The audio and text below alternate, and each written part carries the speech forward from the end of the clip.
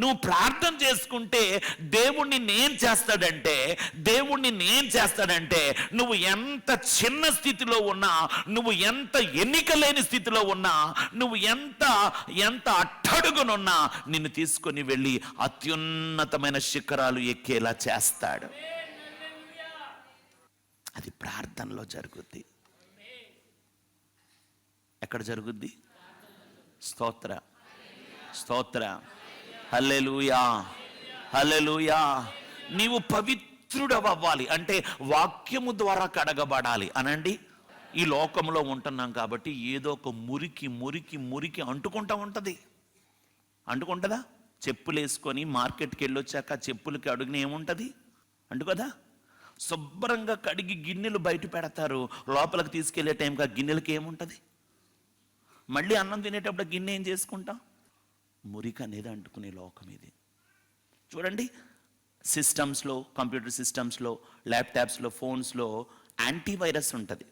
ఎవరికి తెలుసు? ఉంటుందా సార్ కిషోర్ గారు? ఉంటుంది. ఎందుకు? వైరస్ అనేది కనుక వస్తే ఆ వైరస్ని కిల్ చేయటానికి యాంటీవైరస్ అనేది ఖచ్చితంగా ఉంటుంది. స్తోత్రం. మరి మన యాంటీవైరస్ ఏమిటి? దేవుని వాక్యమే. చప్పట్లు కొట్టి ప్రభువుని మహింపరచండి. అవునా? దేవుని వాక్యం అనే యాంటీవైరస్ నీలో ఉంటే ఈ లోక సంబంధమైన బురద, ఈ లోక సంబంధమైన మాలిన్యం, ఈ లోక సంబంధమైన చెడుతనము ఆ వాక్యం ద్వారా దేవుడు కడిగేస్తాడు. 119:11 వచనంలో అంటాడు. చూడండి ఏముంది అక్కడ? 119:11. Very good. నీ ఎదుట నేను పాపము చెయ్యకుండునట్లు నా హృదయములో నీ వాక్యము, నీ ఎదుట నేను పాపము చెయ్యకుండునట్లు నా హృదయములో నీ వాక్యమును ఉంచుకొని ఉన్నాను. స్తోత్రం. హృదయంలో ఏం పెట్టుకున్నాడు? యాంటీవైరస్ ఏంటి? వైరస్ ఏమో పాపము, యాంటీవైరస్ ఏమో వాక్యం అనే యాంటీవైరస్ మనలో ఉంటే ఈ వైరస్ మన మీద దాడి చేసినప్పుడు ఆ వైరస్ మనల్ని కిల్ చేయకుండా వాక్యం ఏం చేస్తుంది? మనల్ని ఏం చేస్తుంది అంటే నీ హృదయంలో ఏముండాలి? పాపం అనేది ఎక్కడ జరుగుద్ది? హృదయంలో జరుగుద్ది. ఏమంటున్నాడు చదవండి. Thy word have I hid in mine heart that I might not sin against thee. దేవా, నీకు వ్యతిరేకమైన పాపం ఏది నాలో ఉండకుండా ఆల్రెడీ నా హృదయములో నీ వాక్యం అనే యాంటీవైరస్ నేను పెట్టుకున్నాను. స్తోత్ర, హల్లెలూయా హల్లెలూయా. సో ఈ యోబు గ్రంథములో ఏమంటున్నాడంటే నీవు పవిత్రుడవ్వాలి. ఎలాగా? దేవుని వాక్యము ద్వారా కడగబడాలి అనండి. వాక్యం ద్వారా కడగడం అంటే ఏమిటి? నాతాను ప్రవక్త దావీదు దగ్గరికి వెళ్ళి, దావీదు నువ్వు చేసిందేంటయ్యా? నీ దగ్గర బతుకుతున్న ఆ దీనుడి భార్యను వాడుకోవడానికి ఆ దీనుడిని చంపేసి, అప్పటికి దావీదు వయసు ఎంత? 62 సంవత్సరాలు. పోయే కాలమా ఉండే కాలమా? పోయే కాలమే మరిది. 62 సంవత్సరాల వయసులో ఒక 20 ఏళ్ల అమ్మాయి మీద ఆశపడి ఆ అమ్మాయి భర్తనేమో యుద్ధంలో చంపించేసి ఈ 62 ఏళ్ల వయసున్న దావీదు 22 ఏళ్ల వయసున్న ఆడపిల్లను తెచ్చుకొని తన ఇంట్లో పెట్టుకొని లోకం ఎదుట అర్రెర్రెర్రె సైనికుడు చనిపోతే సైనికుడి భార్యకి కొత్త జీవితం ఇచ్చాడమ్మా. పిచ్చ వేషాలుగా ఉందా? నాకు తెలియదు అనుకుంటున్నావా? నువ్వేం చేస్తున్నావో సమాజానికి తెలియదో, నువ్వేం చేస్తున్నావో లోకానికి తెలియదో, నువ్వేం చేస్తున్నావో మనుషులకు తెలియదో, నాకు తెలియదు అనుకుంటున్నావా? దావీదో 62 ఏళ్ల వయసు వచ్చిందా? పోయే కాలమా నీకో? చిన్న పిల్లని తెచ్చుకొని ఆమె మీద ఆశతో ఇలాంటి పాడు పని చేస్తావా? ఇదిగో నువ్వు చేసిందంతా చూశాను. నీకెన్నో రాజ్యాలు ఇచ్చాను, సిరి సంపదలు ఇచ్చాను, అష్టైశ్వర్య భోగభాగ్యాలు ఇచ్చాను, దేవదారుతో కట్టిన భవనాలు ఇచ్చాను, అందమైన భార్యలను ఇచ్చాను. అయినా ఇలాంటి పాడు పని చేస్తావా? ఇదిగో నీ కళ్ళెదుటే నీ భార్య వేరొకని పక్కలో ఉంటుంది. వేరొకని పక్కలో నీ భార్య ఉండటం చూస్తావు. చేతకానోడ్లాగా కుమిలిపోతావు, చూసుకో. అమ్మో అమ్మో అమ్మో, దేవుడు యాక్షన్ తీసుకుంటే రియాక్షన్ భయంకరంగా ఉంటుంది. హెచ్చరించగానే దావీదు ఏం చేశాడు అనుకున్నారు? నాతాను ప్రవక్త కాళ్ళ మీద పడిపోయాడండి. ప్రభువా నన్ను క్షమించు, దైవజనుడా నా కోసం ప్రార్థన చేయి. ఇదిగో నువ్వు ఒప్పుకున్నావు గనుక దేవుడు నిన్ను కడుగుతున్నాడు. చప్పట్లు కొట్టి ప్రభువుని మహింపరచు. హల్లెలూయా, హల్లెలూయా, హల్లెలూయా. నువ్వు ఒప్పుకున్నావు గనుక నేను కడుగుతున్నాను. ఒప్పుకున్నాడు. తన తప్పును తనకు తెలియచేసిన ఆ దైవజనుడి పేరు తన కొడుకు పెట్టుకున్నాడు. నాతాను అని వాళ్ళ అబ్బాయికి పేరు పెట్టుకున్నాడు. ఎంతమందికి నా మాట అర్థమవుతుంది? అంటే వాక్యము ద్వారా దేవుడు నిన్ను కడుగుతూ ఉంటాడు, ప్రవచనము ద్వారా నిన్ను కడుగుతూ ఉంటాడు. దైవజనుడిని పంపిస్తాడో, దైవజనుడితో పిలిపిస్తాడో, దైవజనుడు కూర్చోబెడతాడు. ఏంటమ్మా నువ్వు చేస్తున్నది ఏమిటి, ఈ పద్ధతి ఏమిటి, ఈ పరిస్థితి ఏమిటి, నువ్వు మార్చుకో. పవిత్రుడు అవ్వడానికి దేవుడు ఛాన్స్ ఇస్తాడు. దేవుడు ఛాన్స్ ఇచ్చినప్పుడు నువ్వేమవ్వాలి? కడగబడాలి. స్తోత్ర. వాక్యము ద్వారా కడగబడాలి. తప్పు లేనివాడు దేవుడు అనండి. దేవుడు. తప్పు చేయించేవాడు సాతానుడు. తప్పు చేయించేవాడు. ఒకవేళ తప్పు జరుగుతున్న పరిస్థితుల్లో దేవుని దగ్గర క్షమాపణ వేడుకొని ఆ పాపాన్ని కడుగుకునేవాడే దేవుని కుమారుడు, దేవుని కుమార్తె. అంతేగాని దాన్ని కప్పుకునేవాడు మాత్రం సాతాను బిడ్డ. నా మాట ఎంతమందికి అర్థమవుతుంది? అర్థమవుతున్న వాళ్ళు చేయి చూపించండి. స్తోత్రం చెప్పండి, స్తోత్రం చెప్పండి. నీవు పవిత్రుడవై యథార్థవంతుడవైన ఎడల. యథార్థవంతుడు అంటే ఏమిటి? నీ జీవితం ఎలా ఉందో ఉన్నది ఉన్నట్టుగా దేవుడి దగ్గర ఒప్పుకోవడం. ఎవరి దగ్గర ఒప్పుకోవడం? ఒకడు అన్నాడు, ప్రభా నేను దొంగను కాదు, నేను వ్యభిచారిని కాదు, నేను నరహంతకుని కాదు, వారానికి 2 సార్లు ఉపవాసం ఉంటున్నాను, దశంభాగం ఇస్తున్నాను, నీ సన్నిధికి వస్తున్నాను, నేను చాలా భక్తిగా ఉన్నాను, నన్ను దీవించు అంటున్నాడు. ఇంకొకడు అన్నాడు, ప్రభువా పాపినైన నన్ను కరుణించు అంటున్నాడు.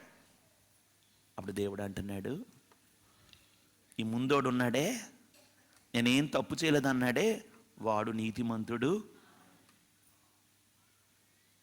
ఎందుకంటే వాడి హృదయంలో ఏముందో వెనకాల జనాలందరూ వింటున్నారు. దేవా నేను నీతిమంతున్నయ్యా, నీతిమంతున్నయ్యా, నీతిమంతున్నయ్యా అని జనాలు ఎదురుకుండా కేకలేస్తుంటే వెనకాల వాళ్ళు అందరూ అబ్బో ఈయన ఎంత నీతిమంతుడు అనుకుంటున్నారు. కానీ ఆ వ్యక్తి హృదయంలో ఏముందో ఎవరికి తెలుసు? రెండో వాడు ఒప్పుకుంటున్నాడు. ఎవరి దగ్గర చెప్పండి? ఏం చేయాలి మనము? ఒప్పుకోవాలి. యథార్థవంతుడంటే నీ జీవితం ఉన్నదొన్నట్టుగా దేవుని దగ్గర నువ్వు ఒప్పుకోగలగాలి. అదే యథార్థత. స్తోత్రం. నువ్వు తప్పు చేసావా, తప్పు చేశానని దేవుడి దగ్గర ఒప్పుకో. నువ్వు మోసం చేసావా, మోసం చేశానని ఒప్పుకోవాలి.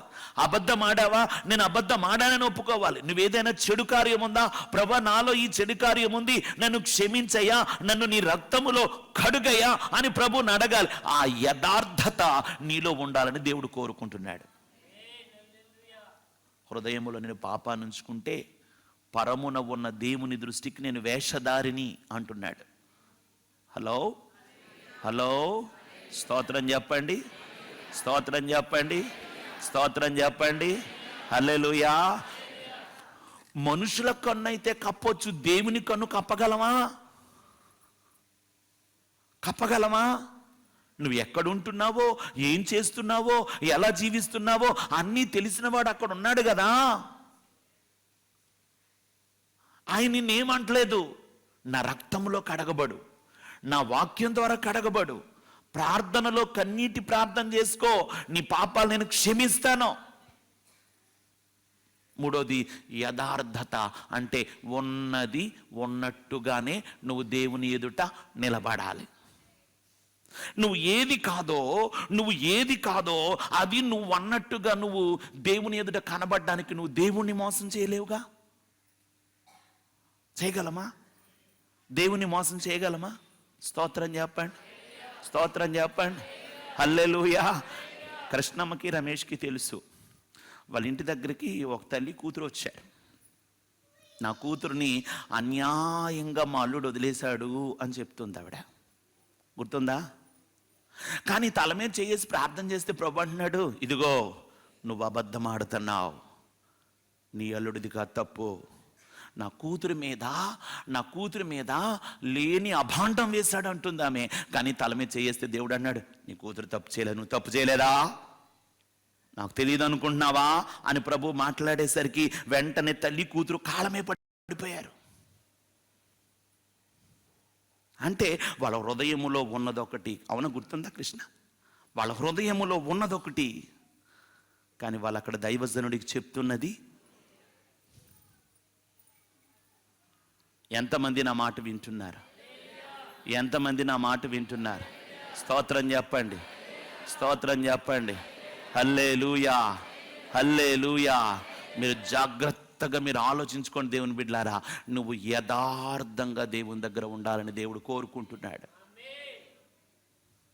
నానా ప్రభా, నేను ఇది నాలో ఈ పాపం ఉందయ్యా, నాలో ఈ బలహీనత ఉంది, నాలో ఈ కోపం ఉంది, నాలో ఈ స్వభావం ఉంది ప్రభా, నాకు విడుదల ఈ తండ్రి అని నువ్వు ప్రార్థన చేసుకుంటే ఆ యథార్థతను బట్టి నీకు విడుదలిస్తాడు. కానీ నీ స్వభావాన్ని, నీ లోపాన్ని, నీ దోషాన్ని నువ్వు కప్పేసుకొని నువ్వు ఏదో ప్రార్థన చేస్తే ఆయన వినడం. నా మాట అర్థమవుతుందా? స్తోత్ర, స్తోత్ర. హల్లెలూయా, హల్లెలూయా. ఉన్నదొన్నట్టుగా దేవునికి చెప్పాలి. ఆయనకి తెలియదేముంది? చీకటి కూడా ఆయనకి చీకటి. ప్రభా, నీ సన్నిధిని నేను ఎక్కడికి పారిపోవుదును? పారిపోగలమా? అందుకే దేవుని ఎదుట ఒప్పుకోవటం మనలో ఉండాలి. స్తోత్రం. నీవు పవిత్రుడవై యథార్థవంతుడవైన ఎడల నిశ్చయముగా ఆయన నీ యందు శ్రద్ధ నిలుపుతాడు. చప్పట్లు కొట్టి ప్రభువుని మహింపరచండి. మొదటి మాట, నువ్వు జాగ్రత్తగా దేవుని వెతకాలి. మొదటి మాట ఏంటో చెప్పండి. ఒకటోసారి చెప్పండి, రెండోసారి చెప్పండి, మూడోసారి చెప్పండి. తర్వాత దేవునిని నువ్వు బతిమాలుకున్నట్టయితే,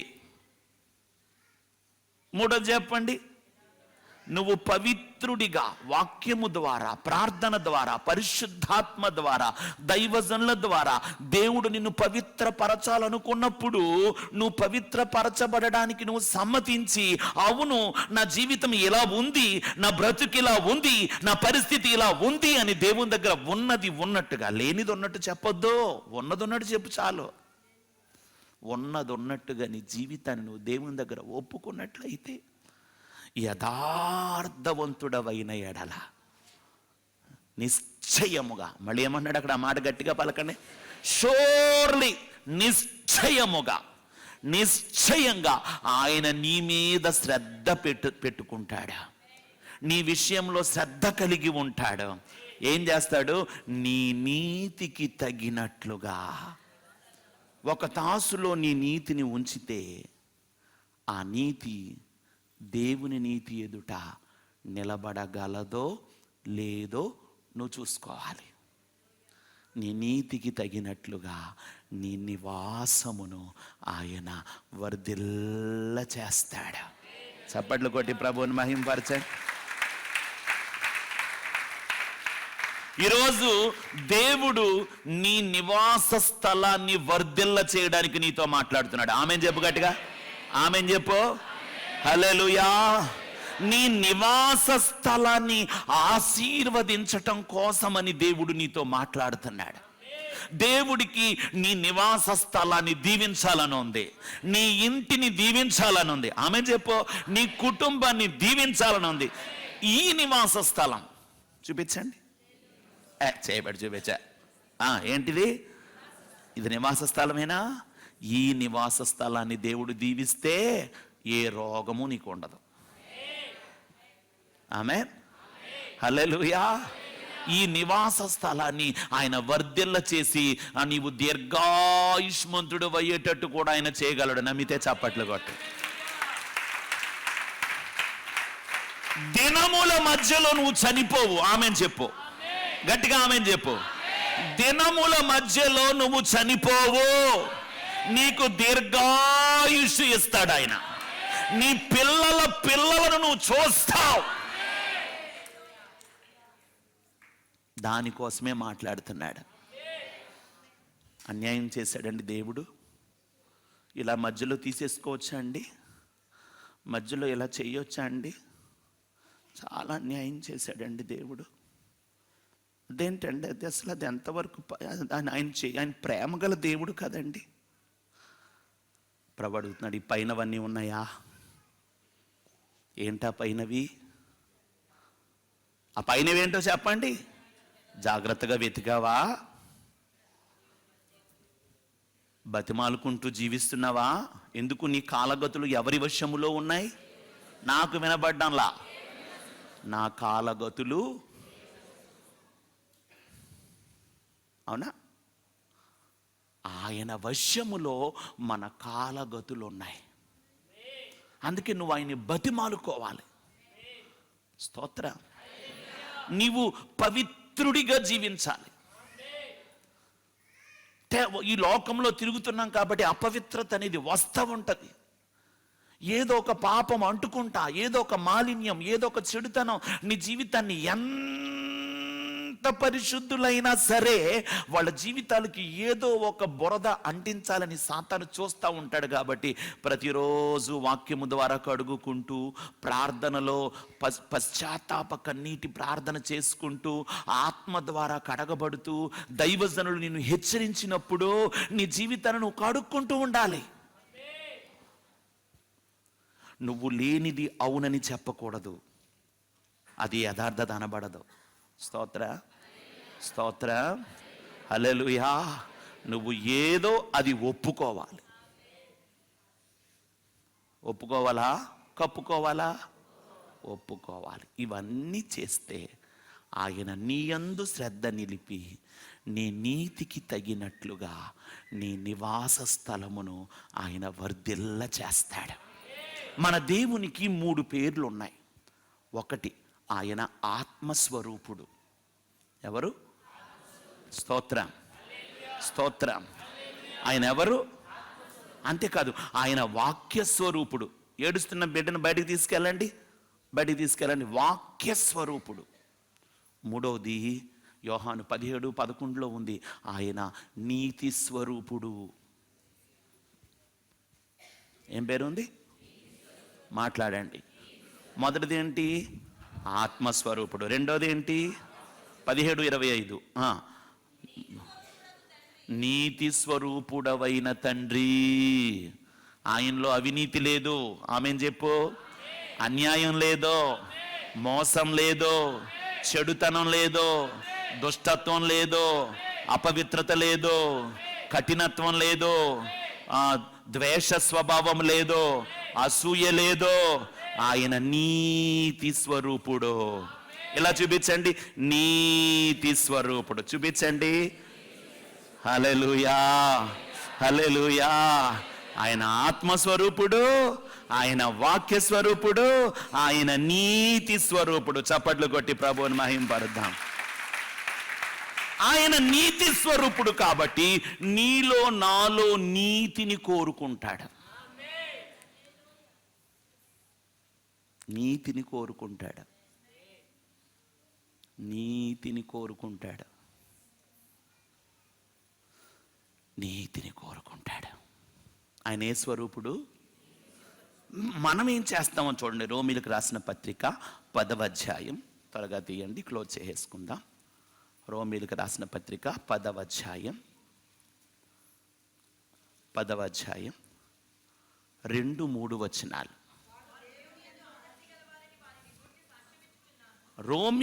రోమా సంఘముతో దేవుడు మాట్లాడుతున్నాడు. అందరూ వినండి, అందరూ వినండి. వారు దేవుని యందు ఆసక్తి గలవారని. ఓకే, అయినను ఒక దేవుని బిడ్డ, ఆ దేవుని బిడ్డల్లో ఉన్న ఆసక్తి జ్ఞానానుసారమైంది లేదా కాదంట. ఎలయనగా వారు దేవుని నీతి ఏమిటో ఆలోచించకుండా తమ స్వనీతిని దేవుని ఎదుట స్థాపింప పూనుకొనుచు దేవుని నీతికి లోబడలేదు. అది ప్రాబ్లం. ప్రాబ్లం ఏంటో ఎవరికైనా అర్థమైతే చేయి చూపించండి.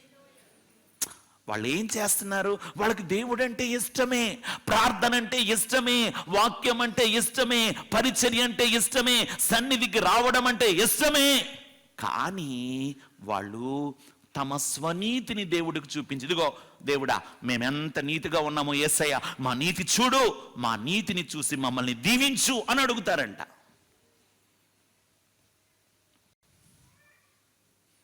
ఎంతమంది వింటున్నారు? చూస్తున్నారా? హల్లెలూయా. మన నీతిని దేవునికి చూపిస్తే, ఇప్పుడు మళ్ళీ అడుగుతున్నాను, త్రాసు ఉంటుంది కదా, can you show that? Can you show? దానికి 2 ప్లేట్స్ ఉంటాయి. ఎంతమందికి తెలుసు? ఒక ప్లేట్లోనేమో దేవుని నీతేసి, ఇంకొక ప్లేట్లో మన నీతేసి దాన్ని కొలవమంటే ఈక్వల్ అవుద్దా? చెప్పరేంటమ్మా? అమ్మా చెప్పరేంటమ్మా? అవ్వదు. మనం భూమి మీద ఉన్న మానవులందరి నీతి తీసుకొచ్చి ఒక దానిలో వేసి ఇంకొక దానిలో దేవుని నీతి వేసినా దేవుని నీతితో మన నీతి సరితోగదు. తొగుదా? చెప్పండి. తోగదు. దేవుని నీతి మన నీతి సరితోగడం అనేది ఇంపాసిబుల్. ఇంపాసిబుల్. దేవుని నీతితో మన నీతి తోగడం అనేది, యేసయ్య నీతి తీసుకొచ్చి ఒక దాంట్లో పెట్టి చూడండి త్రాసు, ఇక్కడ చూపిస్తావేంటయ్యా, అక్కడ చూపించవయ్యా బాబు, ముందు ఇక్కడ వస్తుందా? చూడండి, ఒక దాంట్లో యేసయ్య నీతి, ఒక దాంట్లో నీ నీతి పెట్టుకో. సెట్ చేయగలమా? చేయలేము. స్తోత్రం. కానీ ఆ ఇశ్రాయేలు ప్రజలు ఏం చేస్తున్నారంటే, మేము నీతిమంతులమో మమ్మల్ని దీవించు అని అడుగుతున్నారంట. అది దేవునికి కోపం తెప్పించింది. అయితే దేవుడు ఏం కోరుకుంటున్నాడంటే, ఆయన ఎంత కృపగల దేవుడో చూడండి. ఆయన అంటాడు, మీ నీతి నా దృష్టికి మురికి బట్టల వంటిది.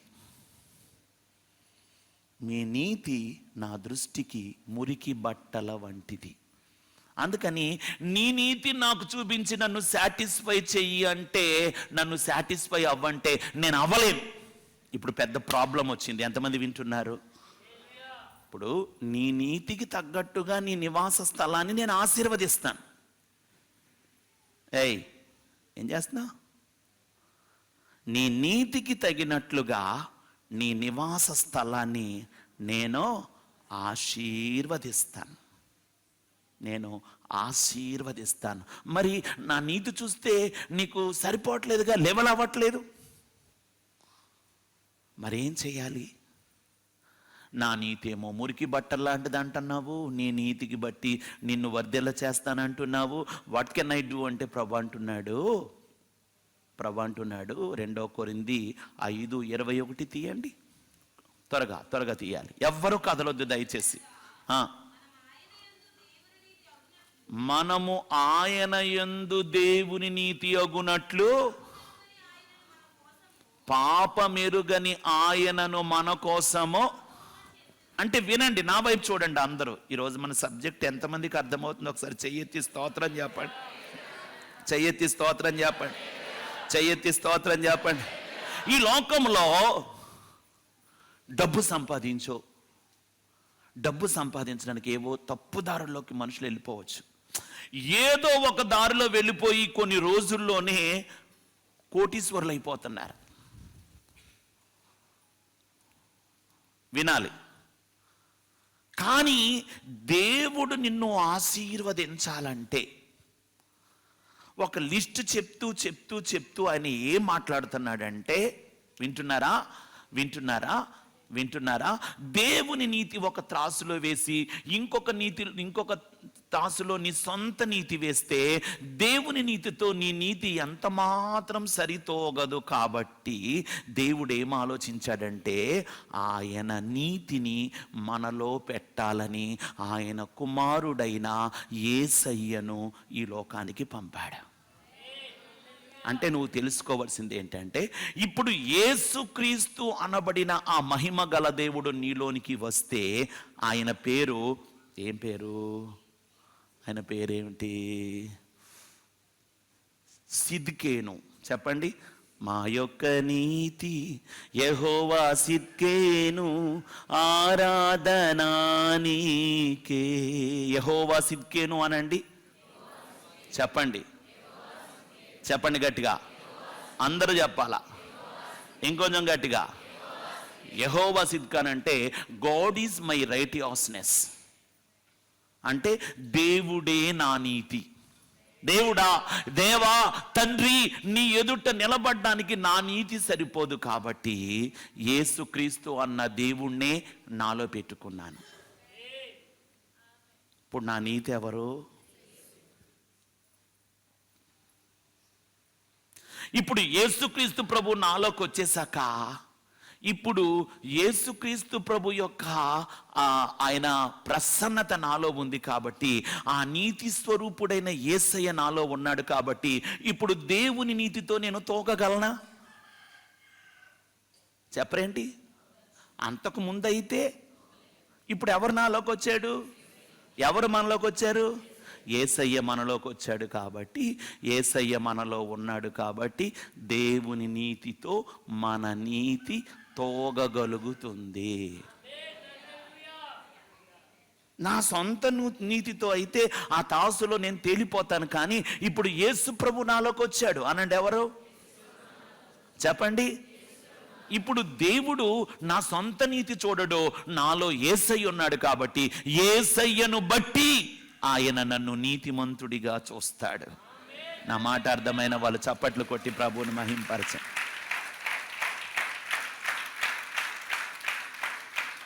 ఓకేనా? ఎంతమందికి అర్థమైంది? ఇప్పుడు నేను దేవుని ఎదుర్కోవడానికి వెళ్ళినప్పుడు, దేవుని కలుసుకోవడానికి వెళ్ళినప్పుడు, దేవుని సహాయం కోసం వెళ్ళినప్పుడు, దేవుని ఆశీర్వాదం కోసం వెళ్ళినప్పుడు, దేవుడిచ్చే స్వస్థత కోసం వెళ్ళినప్పుడు, దేవుడు నాకు కార్యం చేయడానికి నా నీతి చూడకుండా నాలో ఉన్న యేసయ్యను చూసి నన్ను దీవించాలి. అవునా? స్తోత్రం చెప్పండి. నాలో ఉన్న యేసయ్యను చూచి, ఇక్కడ ఇప్పుడు నువ్వు తెలుసుకోవాల్సిన ఒక పాయింట్ ఉంది. పాలలో మంచి నెయ్యి వేసి, జీడిపప్పు, బాదం పప్పు, కిస్మిస్, ద్రాక్ష అన్నీ వేసి వేపేసి పాయసం చేసావు. పాలలో అన్నీ వేసావు, అంత నెయ్యి వేసావు, అన్ని జీడిపప్పులు వేసావు, అన్ని బాదం పప్పులు వేసావు. ఓకేనా? అన్నీ వేసేసావు. చివరిలో ఏమేస్తాం? పంచదార వేస్తాం. పంచదార వేస్తే పాలులో ఉన్న చప్పదనం పోయి పాలకు తీయదనం. అవునా? నువ్వు మంచిగా కూర వండావు. ఆ కూర వండిన తర్వాత నువ్వు వేసే ఉప్పు ఉంటుంది చూసావా? ఆ ఉప్పు కూర అంతా కలిసిపోతే ఆ కూరకు ఒక రుచి. అర్థం చేసుకో. ఇప్పుడు నీతి స్వరూపుడైన యేసయ్య నీ జీవితంలో ప్రవేశించినప్పుడు, పాలలో పంచదార, చక్కెర కలిస్తే పాలకు ఎలాంటి తీపి వస్తుందో, యేసు ప్రభు నీలోకి వచ్చినప్పుడు యేసు ప్రభు యొక్క నీతి ఆటోమేటిక్గా నీ జీవితంలో ఆపరేట్ అవ్వడం మొదలు పెడుతుంది.